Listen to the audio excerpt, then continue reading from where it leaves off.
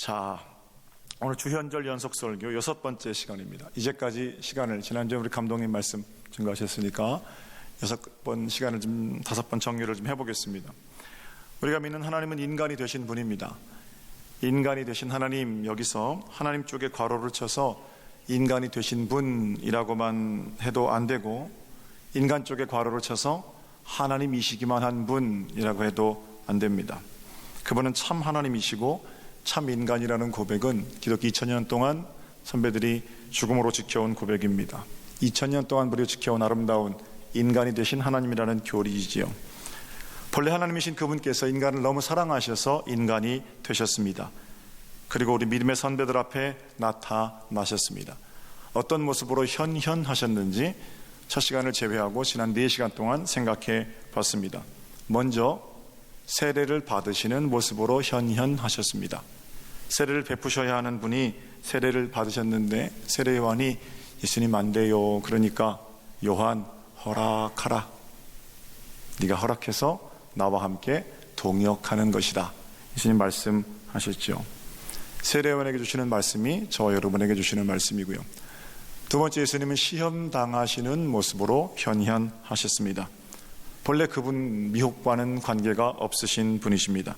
그러나 몸소 유혹 가운데 들어오심으로 우리가 유혹당할 때 어떻게 벗어날 수 있는지를 예수님은 보여주셨습니다. 고향에서는 배척당하시는 모습으로 나타나셨습니다. 사람들이 나를 사랑하는 건 기적이고 사람들이 나를 힘들어하는 건 당연한 것이다. 그렇게 생각해 봤고요. 그리고 2주 전에는 눈물 흘리시는 하나님, 우리 주 예수 그리스도의 모습을 묵상하며 나를 향해 흘리는 안타까움, 회개의 눈물, 다름을 향해 돌리는 중보의 눈물, 그 의미를 함께 생각해 보았습니다. 자, 오늘은 주연절 연속 설교 6번째 시간입니다. 여러분 잘 알고 계시는 제자들의 발을 씻기시는 예수님의 모습을 통해서 은혜 나누기를 원합니다. 언제부터인지 요한복음 13장 세족 사건을 읽으면 저는 세족식이 떠오릅니다. 이미 많이 보편화되어 있고 많은 분들이 감동을 받았던 교회 안의 세족식. 여러분들은 어떤 세족식을 기억하고 계십니까? 제가 지금부터 한 20년, 25년 전에 교육전도사 시절에 감동적인 세족식을 했는데 잊을 수가 없는 세족식이 있어요. 열심히 기도로 준비하고 선생님들과 함께 아이들 하나하나 눈물로 발을 씻겨 주었습니다. 세족식이 끝나고 아이들이 저와 교사들을 앉혀놓고 전도사님, 선생님 그냥 일어나시면 안 돼요. 발을 다시 씻겨주었던 기억이 있습니다. 원래 선생님이 제자의 발을 씻기는 거니까 너희가 선생의 발을 씻기는 건 맞지 않다. 이렇게 말을 했지만 발을 씻기겠다는 그 아이들을 말릴 수는 없었습니다. 아이들의 눈이 강력하게 선생들의 발을 씻기기를 요구하고 있었기 때문입니다. 그 아이들이 얼마나 어려운 형편을 사는지 잘 알았기 때문에 마음이 짠했고 아이들이 그렇게 예수 사람으로 변해가는 것에 대해서 감격했습니다. 하나님의 일하심이 무엇보다 감동이었지요. 여러분은 어떤 세족식의 경험을 가지고 계십니까? 참 은혜로운 그런 경험들, 추억들 가지고 계시지요. 그런데 여러분, 사실 자기 발을 다른 사람 앞에 내어놓는 일은 그렇게 쉬운 일은 아닙니다. 요즘은 우리나라도 그렇고 동남아 여행을 간다든지 하면 발을 마사지하는 보편화되어 있어서 가끔 내 발을 전혀 모르는 사람이 닦아주기는 합니다만 자기 발은 평생 자기가 닦는 것이 보통입니다. 특별히 동서양을 막론하고 맨발은 어떤 무례함의 상징이기도 합니다. 동양과 서양이 물론 다르긴 하지요. 예수님 당시에는 어땠을까요? 이스라엘 2000년 전에는요. 이스라엘은 사막 기후이기 때문에 사막을 달려 우리 집에 온 손님에게 가장 먼저 하는 일은 더러워진 발을 씻을 물을 제공하는 일입니다. 그들의 당연한 문화였습니다. 중국에 갔더니 집에 들어가서 의자에 앉으니까 전부 차를 내어서 대접해 주더군요. 당연한 거죠. 마찬가지로 이스라엘은 손님의 발을 씻어준다든지 또는 씻을 물을 주는 것이 그들의 당연한 영접 문화입니다. 그런데 그 과정에서 누가 발을 씻어주는가? 자기 자신이 물을 떠서 씻든지 아니면 그 집에 일하는 종이 주인의 손님의 발을 씻어줍니다. 주인의 명령을 따라서 손님의 발을 씻기는 것은 종이 하는 일입니다. 그런데 오늘 본문에서는 누가 발을 씻기셨는가? 주인이신 예수께서 발을 씻기셨습니다. 그리고 예수는 인간이 되신 하나님이십니다. 하나님께서 인간의 발을 씻기신 것입니다. 저녁 잡수시던 자리, 이거 최후의 만찬이거든요. 이런 생각을 해볼 수 있습니다.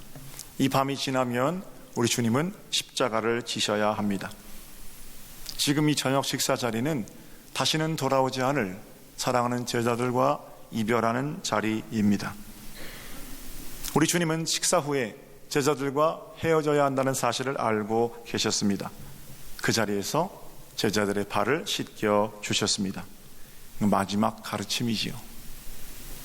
헤어지기 전에 주시는 마지막 가르침. 3년 동안 동고동락했음에도 불구하고 아직 사랑이 뭔지 모르고 섬김이 뭔지 알지 못하는 제자들에게 참 사랑이 무엇인지 가르쳐 주시려는 예수님의 절절한 그런 마음 느껴집니다. 감동을 만들어 내리는 눈물, 그 눈물 찔끔 흘리고 은혜 받았다 이렇게 간증하게 하시려는 잘 준비된 세족식 행사가 아닙니다.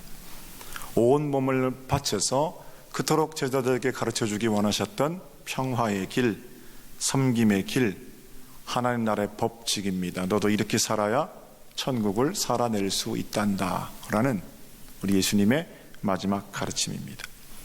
자, 그 아름다운 마지막 가르침의 자리에서 사건이 하나 발생하죠.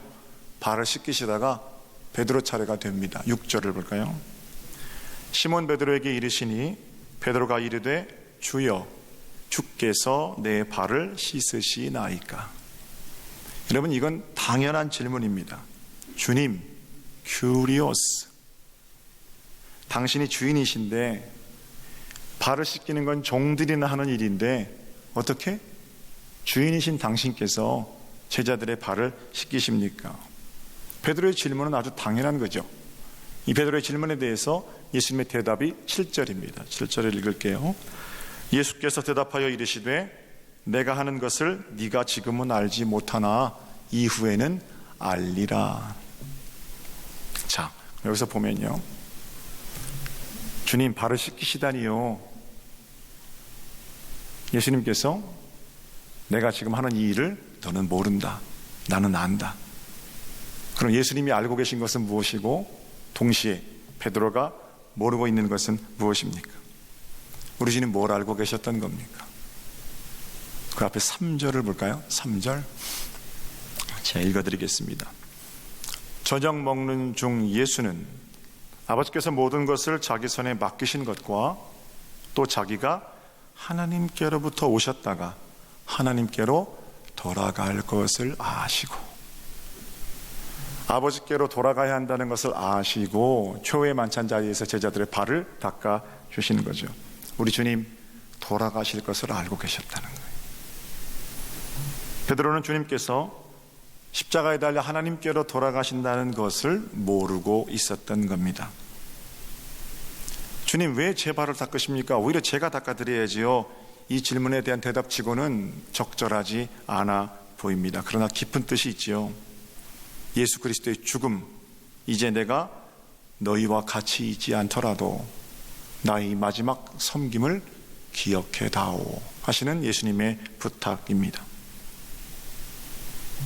돌아갈 하나님의 본향, 그곳이 있기 때문에 여기서는 마음껏 다른 사람들을 섬기고 사는 그 삶이 진짜 내가 너희에게 가르쳐주고 싶었던 것이란다. 하나님께로 돌아가야 할 것 내려놓고 하나님 앞에 서야 할 인생, 이거 깨닫는 자들이 추구하는 은혜의 삶인 거죠. 너 이거 지금은 모르지만 나중에는 알게 될 거다, 이런 말씀이십니다. 사랑하는 성도 여러분, 그러면 이 시점에서 우리 물어야 되죠. 여러분과 저는 어떻습니까? 우리는 알고 있습니까?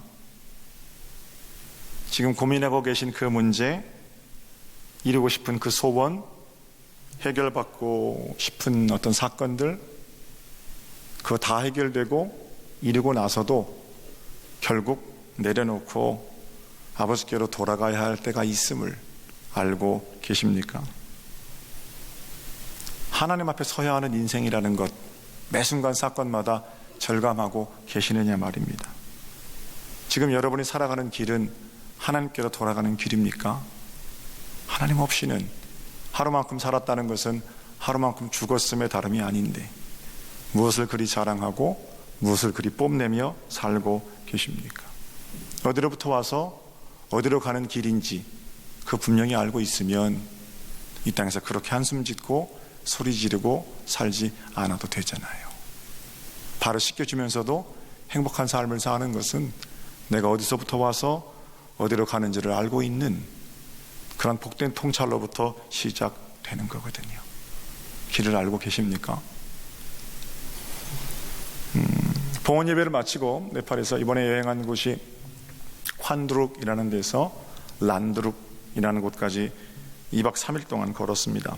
쉽지 않지만 잘 걸으시는 분들에게는 어려운 길도 아닙니다. 저는 그 길만 2번 반 정도는 한번 걸었고요. 그러니까 3번째 걸었는데, 그래서 그 길을 걷다 보니까요, 첩첩산중 중에 얼만큼 가면 점심 먹을 장소가 나오고 저 모퉁이를 돌아가면 쉴 곳이 있고 얼마나 걸어가면 목적지에 도달하게 되고 대충은 알겠더라고요. 참 놀라운 거는 길을 대충 알고 있으니까, 때로는 틀릴 때도 있지만 길을 알고 있으니까 등반하는 일이 별로 어렵지 않더라고요. 처음 가시는 분들은 길을 모르니까 계속 저한테 목사님 언제 도착합니까? 얼마나 남았습니까? 지루하고 멀게 느껴지셨을 겁니다. 산에 난 길만 알아도 답답함이 없지요. 하물며 저와 여러분의 인생 길은 어떻습니까? 아는 사람은 견딜 수 있습니다. 내가 어디서부터 와서 어디로 가는 것인지 아는 사람은 노래 부르고 찬송하며 그렇게 걸어갈 수 있습니다. 우리 주님 알고 계신 것, 아버지께로부터 왔다가 아버지께로 돌아가는 그 길을 예수님은 알고 베드로는 모르고 있었지요. 여러분과 저도 그 길을 알고 있죠. 우리는 하나님께서 빚으셨고 예수 그리스도의 피의 공로로 인하여 결국 하나님께로 돌아갈 존재입니다.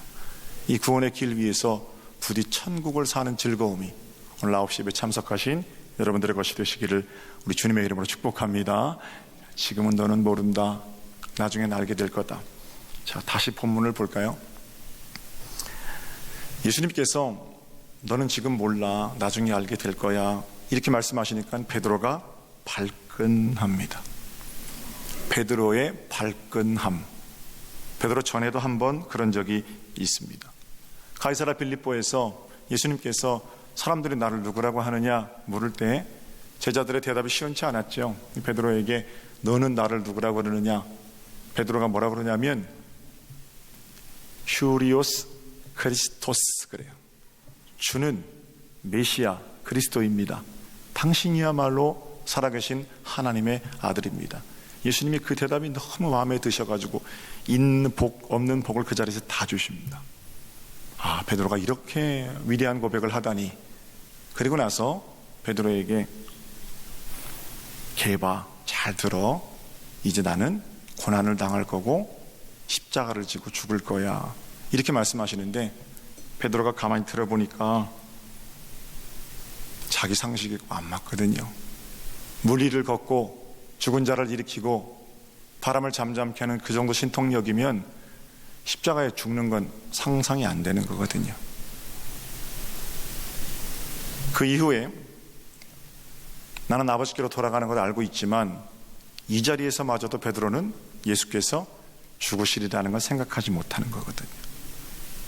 그보다 오래 전에 예수님께서 죽음을 말씀하셨을 때 베드로가 발끈하지요. 예수님, 그런 말씀하지 마세요. 제가 인생을 좀 살아봤는데요, 그 정도면 로마하고 맞서도 괜찮아요. 자꾸 약한 소리 하지 마세요. 그 예수님을 가르치려고 그러거든요. 그때 예수님께서 대노하십니다. 사탄아, 내 뒤로 물러가라. 베드로가 사탄이라는 게 아니고 베드로가 사탄 노릇할 수 있다라는 거예요.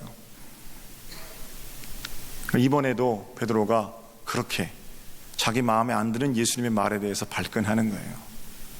아니, 우리가 생각할 때 제자가 선생의 발을 씻긴다든지 종이 주인의 발을 씻기는 건데, 주인이신 당신께서 내 발을 씻기는 건 상식에도 안 맞고 관념에도 안 맞고 우리 풍습에도 안 맞고 그거 안 되잖아요. 예수님께서 너 모르는 게 있어, 나중에 알게 될 거야. 근데 베드로가 발끈하는 거예요. 8절을 볼까요? 8절. 베드로가 이르되 내 발을 절대로 씻지 못하리이다. 주님, 절대로 안 됩니다. 내가 씻겨드려야 합니다. 굉장한 겸손처럼 보이기도 하죠. 그러나 이건 겸손 아닙니다.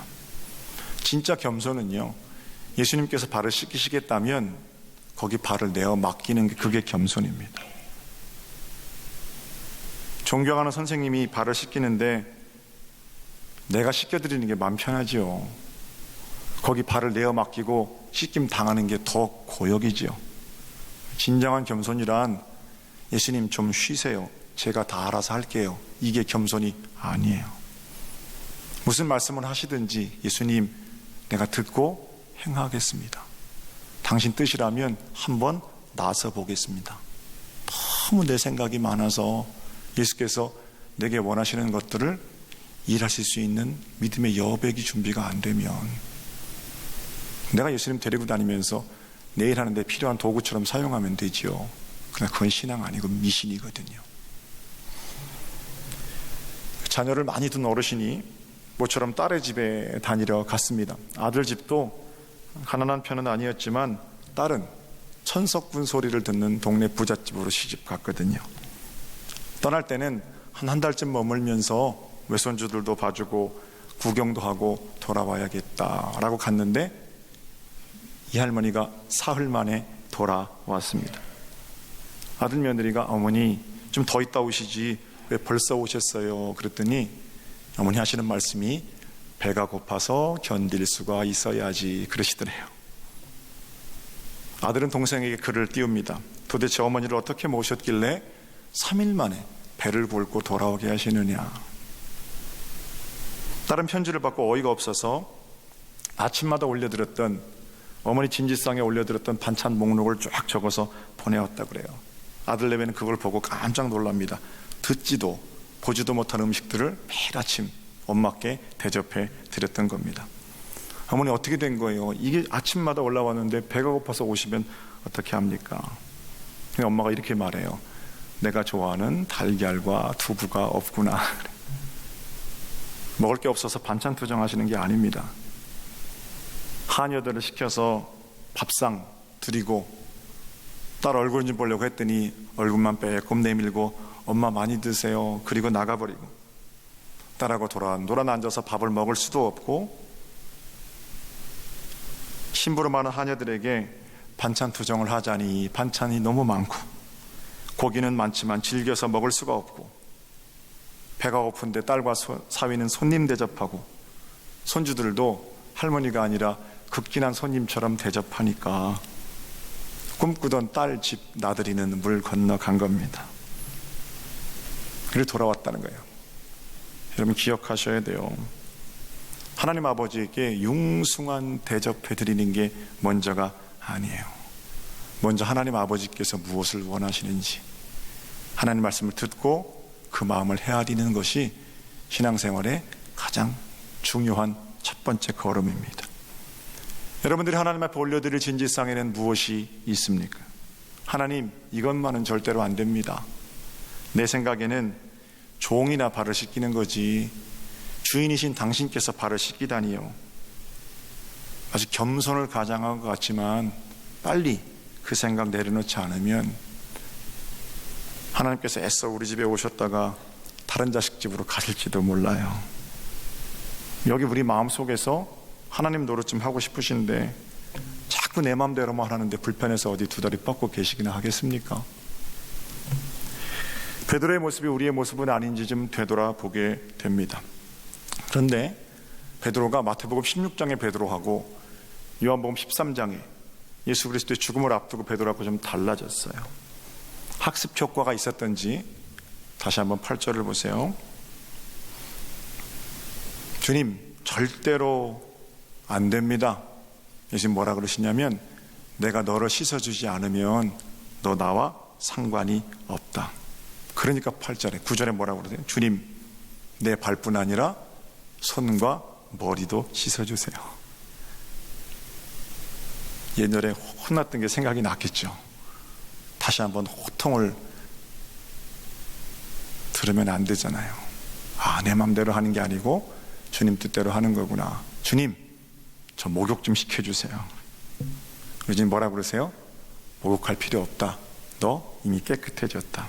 그리고 덧붙이시기를 내가 너희들을 다 불렀지만 다 깨끗한 건 아니다. 그러세요. 이 말씀은 은 30냥의 예수를 팔아먹을 가룟 유다를 두고 하신 말씀입니다. 베드로도 유다도 똑같이 부르심을 받았습니다. 베드로도 유다도 똑같이 배신했고요. 오히려 인격적으로 보면 그저 자기 한 길 쭉 간 유다가 좀 나아 보이고 배신자지만 베드로는 혼하고 장담하던 그 소리에 비해서 손바닥 뒤집듯이 자기 입증을 뒤집은 것처럼 그렇게 보입니다. 그러나 결국 한 사람은 똑같은 배신자인데 위대한 사도가 되었고 한 사람은 영원한 배신자의 대명사가 되었습니다. 절대로 안 됩니다. 그런 말 하지 마세요. 주님을 떠나지 않겠습니다. 별소리 다 했던 베드로는 자신의 연약함을 깨닫는 순간 주님, 당신이 주인이세요. 뜻대로 하시옵소서. 돌아선 베드로는 사도 중에 사도가 되었습니다. 그러나 절대로 안 됩니다. 그 길에서 자기 자존심 못 내려놓은 유다는 배신자의 대명사가 되었죠. 어떻게 하시겠습니까? 아직도 절대로 안 됩니다. 그냥 그 길로 가시겠습니까? 아니면 주님 뜻대로 하시옵소서. 주님께로 돌아서시겠습니까? 선택은 여러분의 몫이에요. 자, 발을 다 씻기신 후에 우리 주님께서는 다시 옷을 정지하시고 발을 씻기시느라고 벗어났던 옷을 다시 입으시고 예의를 갖춰서 제자들에게 그 세족 행사의 의미를 말씀하십니다. 13절과 14절을 볼게요. 너희가 나를 선생이라 또는 주라 하니 너희 말이 옳다. 내가 그러하다. 내가 주와 또는 선생이 되어 너희의 발을 씻었으니 너희도 서로 발을 씻어주는 것이 옳으니라. 사랑하는 제자들, 지금 내가 했던 일을 잘 기억하거라. 너희도 서로 섬기는 것이 마땅하고 천국은 바로 발을 씻어주려는 그 자리로부터 시작된단다. 인간이 되신 하나님, 우리 주 예수 그리스도께서 보이신 길이 저와 여러분 앞에 있습니다. 발을 씻어서 상대방의 마음에 울컥하는 감동을 주려는 퍼포먼스가 아닙니다. 진짜 세족식은 더 이상 내 주장, 나의 고집스러움 여기 묶여있지 않는 겁니다. 내 맘대로 사느라고 더러워진 발을 예수 그리스도 그 고귀하신 손 앞에 내어놓는 것입니다.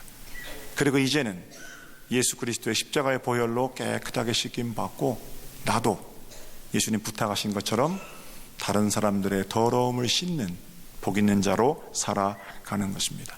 그러기 위해서는 내 손이 더러워지는 것, 내가 떠온 물이 더러워지는 것 마다하지 말아야 되겠죠. 복된 삶으로 승리를 사는 은혜와 감동의 2017년, 우리가 서로의 죄를 덮어주고 씻어주는 복 있는 공동체, 예수님께서 우리를 통해서 보시기 원하는 아름다운 모습을 드러내며 살아가는 은혜의 한 해가 되시기를 우리 주님의 이름으로 축복합니다.